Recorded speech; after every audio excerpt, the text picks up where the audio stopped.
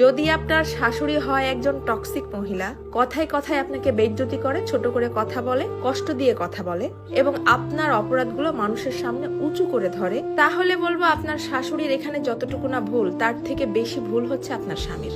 কারণ একজন শাশুড়ি ঠিক ততদূর পর্যন্ত বিষাক্ত হতে পারে যতদূর পর্যন্ত আপনার স্বামী তাকে অ্যালাউ করে। আপনার স্বামীকে এই বিষয়ে কিছু বলতে গেলেই আপনি হয়তো আপনার স্বামীর কাছ থেকে সবসময় এই কথাটা শুনছেন, ওনার স্বভাবে এইরকম, তুমি সহ্য করো।